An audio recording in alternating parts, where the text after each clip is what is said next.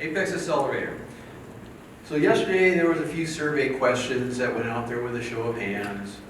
I got 3 questions for you that I want to narrow down and find out who's here, who am I talking to. So first, I want to see a show of hands from everybody in the room. Do you know what Apex Accelerator is? Or what we were previously called PTAC more than 2 years ago. Show of hands? All right, very good. Okay. Number 2.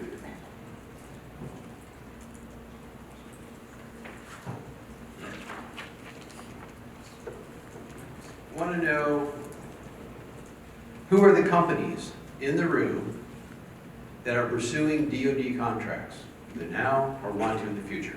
Show of hands. This are the companies. All right, quite a few.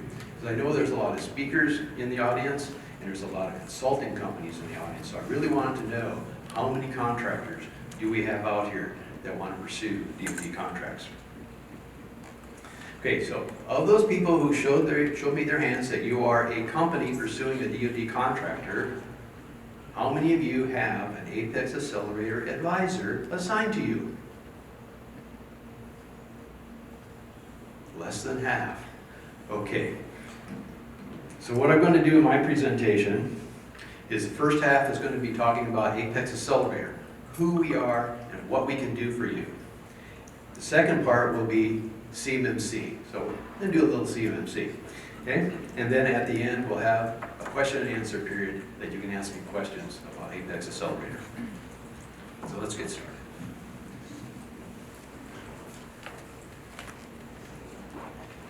All right, so what is Apex Accelerator? We're partially funded by, right,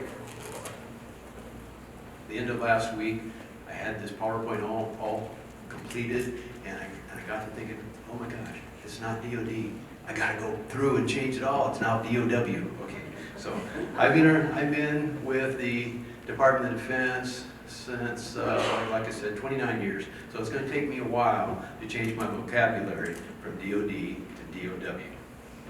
So we're partially funded by the Department of War, and so all of our services are free to you because the Department of Defense pays us to help you to compete for government contracts. And it's not just federal, but it's also state and local. And we are in every state and every territory of the United States. So we help companies expand into government contracting, like I said, federal, state, and local. So what can we do for you? First 3 bullets are the main ones. Free, one-on-one conversations with you as often as you want. I have clients that come to me almost weekly. I have clients that come to me once a quarter. Sometimes I don't hear from them for a couple of years, and then they come back and say, hey, I need to talk to you about government contracting. They were pursuing federal, got them registered, and now they want to pursue state of Washington. Okay, we'll help you. Classes and workshops are free. Last year I taught 31 government procurement courses. This year I'm teaching 25 government procurement courses. Typically, every other week I'm teaching the class. Networking events are free throughout the year. There's one huge networking event which is not free, and it's called Alliance Northwest. Have you heard of it? Show of hands. Alliance Northwest. Yeah, that's very good. Okay. It is the largest networking event in the Northwest United States. It covers Idaho, Washington, Oregon, and Alaska. All the federal agencies are there, the state agencies, the local agencies, prime contractors looking for subcontractors. It's the biggest event that you don't want to miss. If you can only afford to go to one networking event a year, go to Alliance Northwest. Mark it down on your calendar, March 26th. It's coming up, and registration is already open. So, some of the other things on this page and the next page, we can help you do your market research to find out who it is that buys what you sell. We can assist you with registering for federal contracting in SAM, System for Award Management. We can help you get registered with the state of Washington in their website called WEBS. And once you get registered with the federal government, you want to look yourself up in the Small Business Administration's website that just recently changed the name. It was DSBS, Dynamic Small Business Search.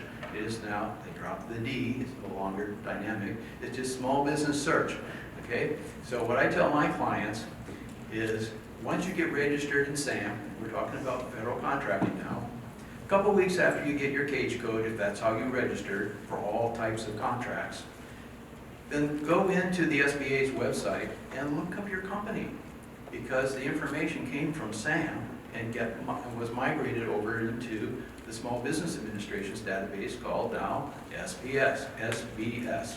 So you can enter it, you can find yourself by putting in your Unique Entity Identifier, UEI, or your cage code, or your business name. Hit enter. A couple seconds later, bang, comes up on the screen. And there's one field in there that notoriously is empty, and you do not want it to be empty. It is the narrative statement. So if you look up yourself and you find that blank, call your advisor to help you fill that in. And another big one at the very bottom there is we will help you review a solicitation that you find of interest. A lot of our meetings are now, because of COVID, virtual. So you've got a copy in front of you, I have a copy in front of me, and we go through the pages. This is one of the classes that I teach. It's not a class, it's a website. It's 2.5 days. How to go about reviewing a solicitation to make sure it's a good fit for your company. That is what I believe is very important, because so many contractors will pursue the competition to get the award of contract, and then they won and they fail. And that's one of the worst things you can do, because now you're going to get a bad performance evaluation. It's going to go up onto the website for 5 years for all federal agencies to see. What's the likelihood you're going to win another contract? Not likely. Another page of benefits. Contract administration issues, we can help you with those also. A few of the classes that I teach are post-award. How to write a good letter to the contracting officer. My 29 years as a federal contracting officer, I received letters. I had no idea what contract they were talking about. I had to send it back to them. So I said, oh, we need a class on this. I gave you a template, how to write a letter to the contracting officer. Guidance on all things CMMC and the Department of War interim rule. It is still in effect. Okay, so the Department of War started this cybersecurity initiative January 2020, and shortly thereafter, because cybersecurity was so important, they didn't want to wait 5 years for this to get implemented. They came up with the Department of Defense interim rule. It is still in place, and it is still needed. We'll talk more about that shortly. We can help you, if you're in the industry of research and development, we can help you with CIBR also, the 3 phases of CIBR. Subcontracting opportunities. So not every contractor is going to be a prime contractor.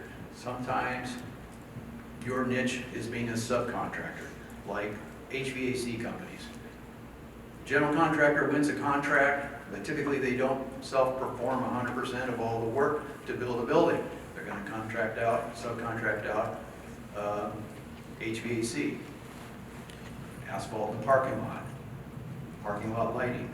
It's all subcontracted out. So your niche might be being a subcontractor. So we can help you find subcontracting opportunities, and they are in various places to be found. So your advisor can help you with that. Once you get registered in SAM for federal contracting, we can help you get your socioeconomic certifications. Apply for those. And there's some examples there. HubZone.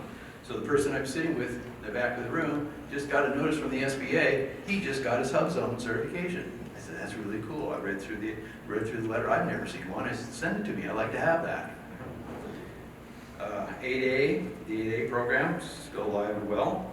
Women-owned small business, small disadvantaged business, veteran-owned small business, and subsets for women-owned and veteran-owned. We can also help you with your state socioeconomic certifications also.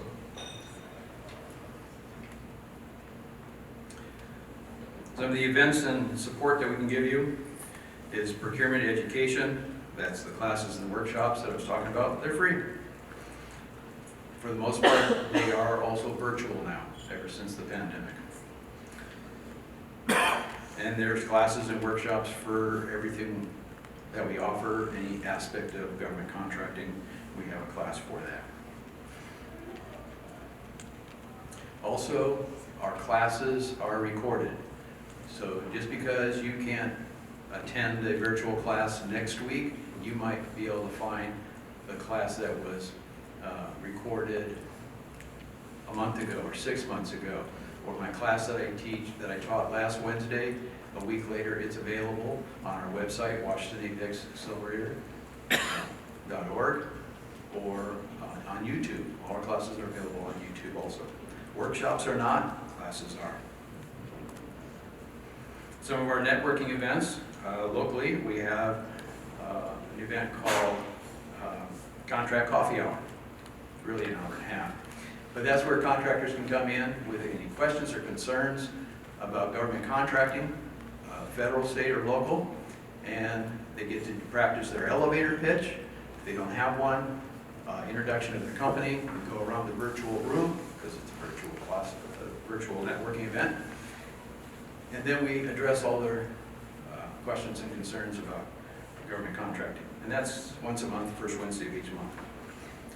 The second Wednesday of each month is Prime Connect. That's where we bring in a prime contractor or two who introduce themselves, what industry they are in, what subcontracting opportunities they have, and how you can get vetted with them to become a subcontractor. So every month is different prime contractors. People keep coming back to get vetted with the next contractor for the next month.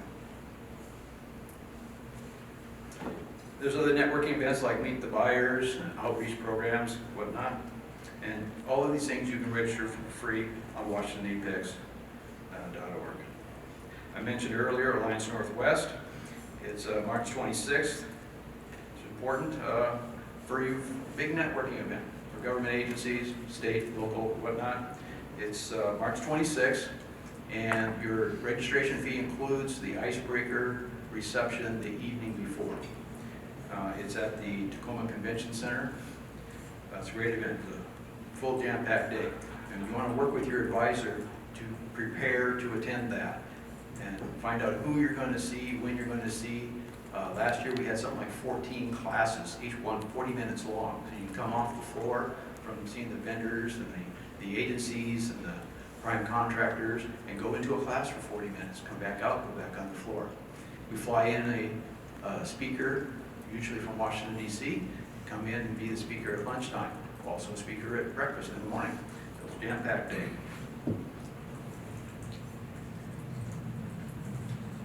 All right, so that's what I have for Apex Accelerator. So now let's talk a little bit about what we're here for, CMMC.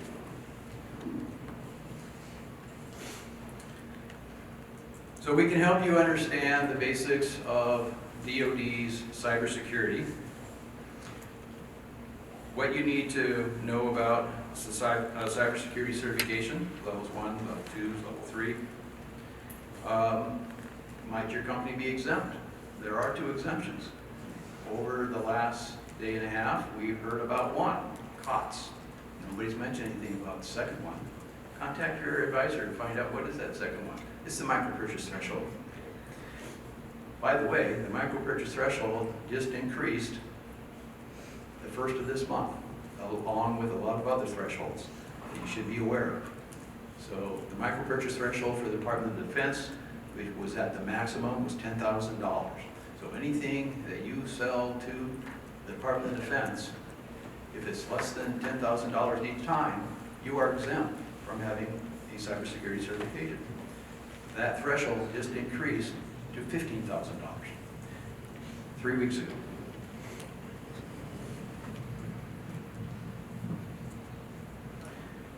We can help you with what it might cost. Joy did a great job with that little estimate there, $250,000. Okay, but it really depends on how many satellite offices you have too. we can refer you to other organizations that can help you with getting your certification. There's the two of them here, Project Spectrum and Impact Washington. So if you are a manufacturing company, you're going to go to Impact Washington. So they get money also from the Department of Defense to help you get registered. Yeah, so we can talk about whether you're going to need a level 1, a level 2, or a level 3 certification. Basics. We can help you find registered practitioners. You've been hearing about RPs, RPOs, and RPAs. So you go to the accreditation body, and we can help you find maybe the closest ones. I'm a big advocate of market research, so I tell my clients, don't just go with one, call 2 or 3, 4 of them. Do some market research, because they're not all priced the same. They're all going to be different. And one of the things that I learned today is C3PAOs. Enter into a contract with a C3PAO that knows your industry. They know your industry. You're going to have a better time through your assessment. Also, we are in a 3-year phase-in period now that cybersecurity has become law. The Department of War is going to phase it in over 3 years. So if you want to know where we're at right now, are we in the first year, second year, third year? Because that's going to be important to know what kind of solicitations are coming out in year 1, year 2, year 3. And in year 4, as you should know now, is that all Department of Defense solicitations will have a cybersecurity certification requirement, or you will not get awarded the contract. And as I said earlier, a big advocate of solicitation review. So one of the things that you're going to be wanting to look for is what cybersecurity clause or clauses are in the solicitation, which will also be in the contract when it's awarded. So those are the things that we can help you with.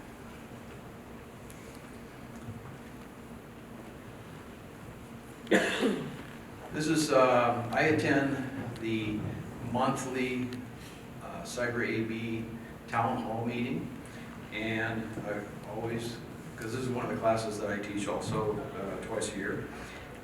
So when Mike came out with these numbers yesterday, I quickly pulled out my PowerPoint to see if my numbers were the same as his, and sure enough they are.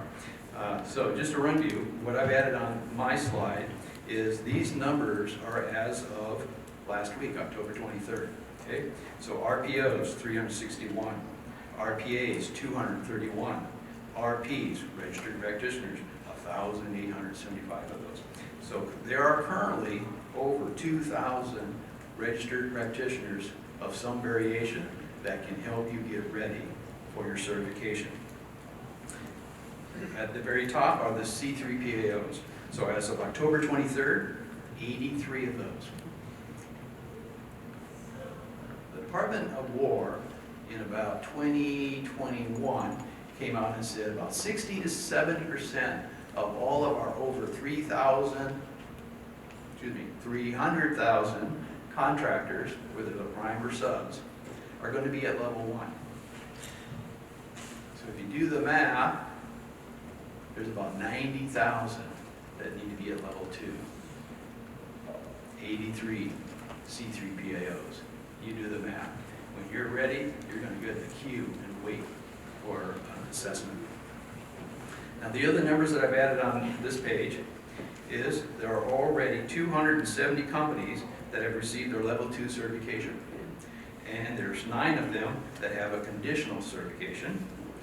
And there are 91 assessments that are currently being taken place.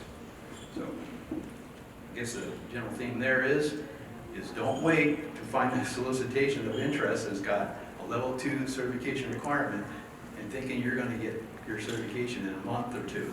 Not going to happen. It's more likely it's going to be 9 months, 12 months, or longer.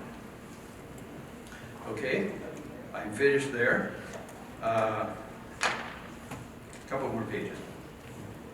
So if you don't already have an Apex Accelerator advisor, and and you're in the state of Washington, you want to go to that first website, and in the upper right-hand corner is where you can sign up to become a client.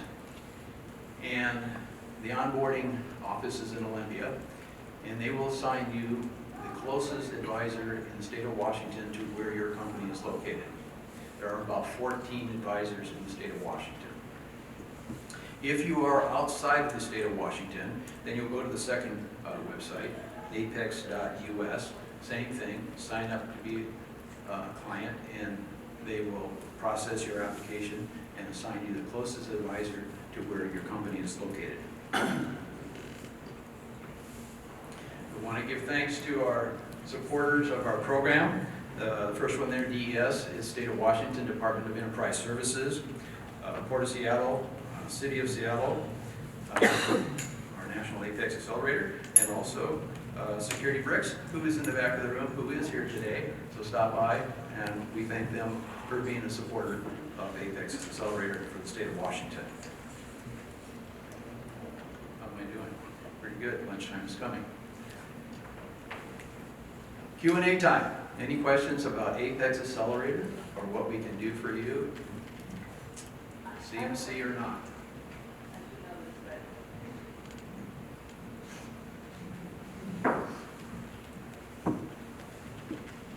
So Terry, thanks so much for this presentation. My question involves the idea of companies merging. So let's say, or acquired, so let's say of those 90,000 companies, one is gets its certification, then purchases another. How does the clock start ticking again, or does it? Does the acquisition or merger style of how they come together impact the certification? Thank you. I'll give you my 29-year contracting officer's answer. It depends. So if they're changing their name and principles and all that kind of stuff, they're probably going to have to register in SAM all over again, get a UEI, and get a cage code. Maybe, maybe not. It depends. Okay? Good question. I do get that from my clients. Question? On the micro purchase threshold, is that for product only, or is it also for services? Services too. I mean, if you're going to go out and groom dogs and it only costs $5,000, that's less than the micro purchase threshold. Quite often, the agency's acquisition office won't get that requirement because of the dollar threshold. It will go to the agency's purchase card holder and buy it through a Visa or a MasterCard. So I have lots of clients who say, I want to start out small.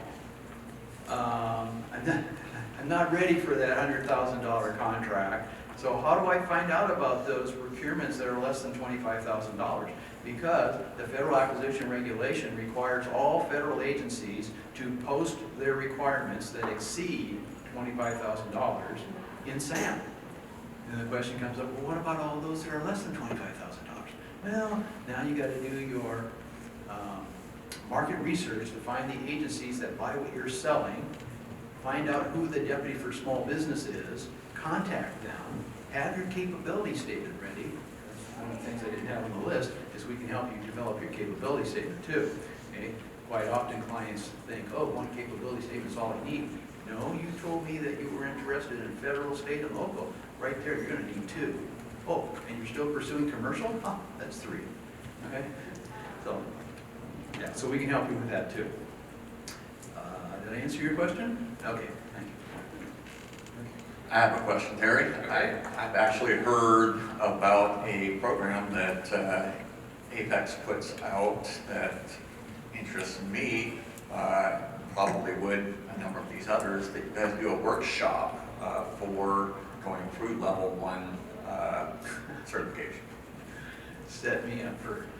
Kara is in the audience from Snohomish County, and she has ongoing training for level 1. Kara, can you speak to that?